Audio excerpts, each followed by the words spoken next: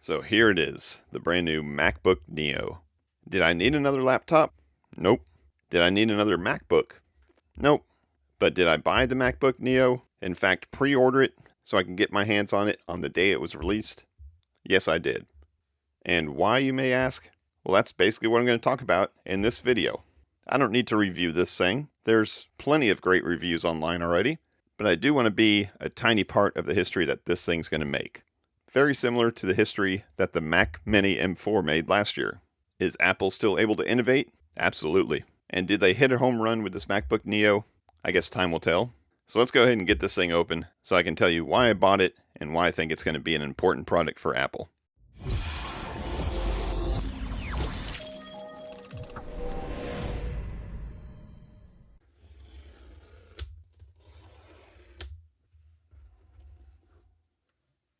Well, hello.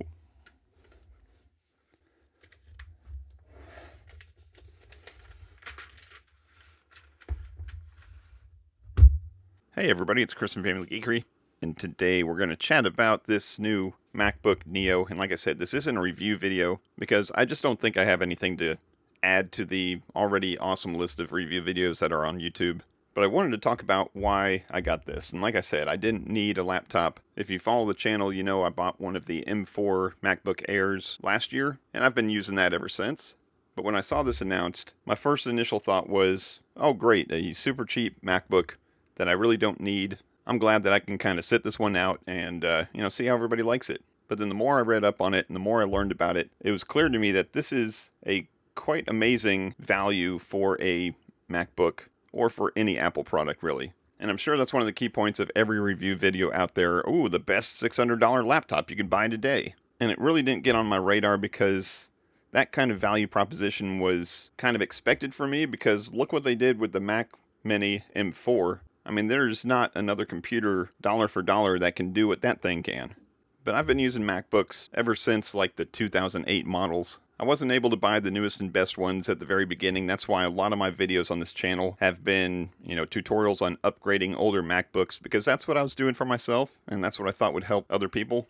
But the more and more I kept hearing people say the cheapest MacBook ever, it made me keep on thinking, like, certainly there's been cheap MacBooks before. And I'm a big fan of the tiny MacBooks. I mean, look at what I've got here. I've got this 11-inch MacBook Air. When this thing came out, it was about the tiniest thing that you could bring in a backpack and actually get work done on. And I've got a couple videos talking about this on the channel. And I still use this one right here to power a bar top arcade that I bring to Comic-Cons. And then, of course, we've got this guy here, which is the 12-inch MacBook. And that's from, I would have said a couple years ago, but it's been a lot more than that. I think this is a 2017 or 2018 12-inch Retina MacBook. And these things were tiny and portable. And these two laptops here are still somewhat popular. I still get a lot of comments on my videos about these saying, hey, I still got one of those. I still use it all the time. And it's great. They love the portability. But that's when it really dawned on me. Yes, these things were tiny. They were portable. They were light.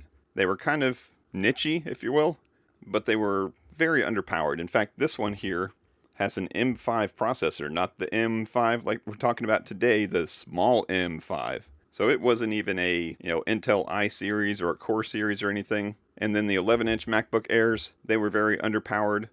But for what they did, surfing the web, typing some documents, doing some email, they were completely fine and super portable. So now we fast forward to the MacBook Neo, and again we've got a super portable, really cute, underpowered MacBook, but there's two real key differences that made me make the decision that I wanted to get one of these. And no, it's not the peer pressure of having a tech YouTube channel and having, I think at this point, 58 videos on my channel that mention the word MacBook. Certainly Chris is going to talk about the MacBook Neo. It wasn't that at all. It was the fact that, yes, this is small, portable, underpowered, but it is in fact cheaper than any MacBook has ever been. Even the plastic polycarbonate ones, even the little 11-inch ones and the 12-inch ones. In fact, sometimes you were paying more to get them to be portable. Like some of those 11 and 13-inch MacBook Airs at the beginning were not a good value dollar for dollar versus what you could get with a MacBook or MacBook Pro. But this MacBook Neo, it is like value dollar for dollar, because yes, it's underpowered, but it's underpowered compared to the current lineup of M4 and M5 MacBook Pros, or even the M4 and M5 MacBook Airs, because it's got a cell phone processor in it. But looking at the benchmarks that are coming out on these things, that silly cell phone processor is running in speeds equivalent to like the M1 processor, which is definitely no slouch. And on the single core performance, it's even operating at higher than that. So you put all that stuff together, the fact that it's the cheapest ever, and the fact that, yeah, this thing is underpowered, but it's performing at like maybe a 3-year-old or 4-year-old MacBook Pro performance. Those MacBook Air 11-inch and those 12-inch Retina MacBooks were not operating at the speed of a 4-year-old MacBook Pro. I can tell you that because at the time, I think the same time I had that 2015 MacBook Air, I was using a 2011 MacBook Pro every day, and that MacBook Pro was just blowing it out of the water. But now we've got a aluminum shelled, very nice looking, super portable, super cheap, decent performance. Now I'm not going to use the word underperformer anymore.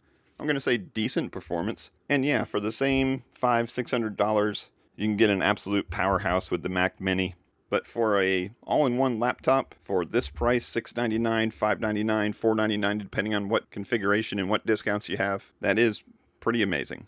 So which one did I pick up? Well, obviously I've got the citrus-colored one, and I paid a little bit extra to get the upgraded configuration, which has the Touch ID and the bigger storage option. And one of the best things about buying this, I just loaded up the Apple Store app on the phone, found the MacBook Neo, and it gave me 2 choices, other than the color, of course. There was plenty of color choices. But it said, did you want the cheap one, or did you want the one that's a little bit better? And for me, the Touch ID by itself probably wasn't worth the extra $100. I do have the Touch ID on my M4 MacBook Air, but I'll tell you, half the time I have that thing docked up with mouse and keyboard and monitor.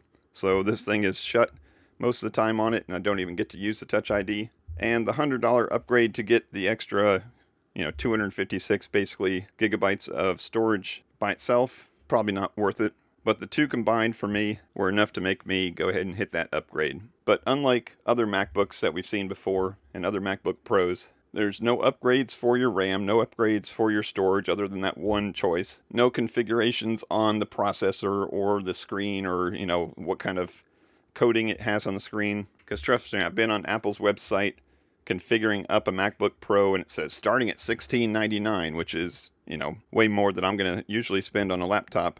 But by the time you upgrade the RAM, upgrade the hard drive, and this and that, it's $32.99. I mean, that's an extra $1,600 just for clicking a couple extra choices. So this one had one choice, $100, yes or no. So I applaud Apple for making a budget-friendly device. There is no way currently I would send some kid to school with a Chromebook or a $600 Windows laptop unless the school required a certain ecosystem. I mean, this right here, this is that perfect laptop for students, that perfect laptop for grandparents, and I think it's even the perfect laptop for a lot of people. There's been no cheaper way in the history of Apple products to get into the Apple ecosystem on a laptop than right now. So yeah, this isn't a review, this isn't a sales pitch, this isn't a call to action, go and buy one of these things today. That's not what my intent is, that's not what I want to do to you. I simply wanted to chat with you about how it didn't really make sense to me until it made sense to me. Like, Apple has done something special with this MacBook Neo. And if you don't believe me, check this out. So everybody knows you don't buy a Mac product if you want to be a gamer, and it should be clearly obvious to never buy the cheapest ever MacBook and expect to play games on it. But check it out, this is the cheapest ever MacBook, and I'm playing a AAA game. This is No Man's Sky. This is a game that I've played on a lot of different platforms, including the M4 Mac Mini, and this is, it's not a gaming laptop, and it's not perfect performance, but this is a AAA game, and I'm getting close to 60 FPS with it. Yeah, there's some screen tearing, yeah, there's a stutter every now and then, but this is nothing I would have expected to be able to do with this laptop until I actually loaded it up and tried it out. Now I imagine the fanless design of this laptop will eventually get a little warm playing this game, just like if you've got your iPad or your iPhone and you're playing a graphic-intensive game, it's going to get a little warm, but just the fact that it can even do it is pretty amazing. So there you go. I wanted in this video to chat with you a little bit about why I bought the MacBook Neo and what I thought about it, but now the next question I want you to help me with is, what do I do with it now? Now, of course, I can do a couple more videos on this because I've got a tech channel that talks about MacBooks, and I can run some tests on it. I can figure out some nifty use cases for it. But let me know down in the comments below what you think I should do with it. And let me know down there what you think about the MacBook Neo. Is it something that you like? Is it something that you don't like? Do you think it's going to end up to be a product for Apple that will end up to be somewhat revolutionary for them? But I think that's going to wrap it up for this video. I hope you got something out of it. If you did, I appreciate the thumbs up. That helps out the channel. Go ahead and check out the rest of the channel and stay tuned for more videos featuring this very laptop. If you're not subscribed, now's a good time. Go ahead and find that button down there and smash it. But I want to thank you as always for watching. And until next time, peace out and geek out.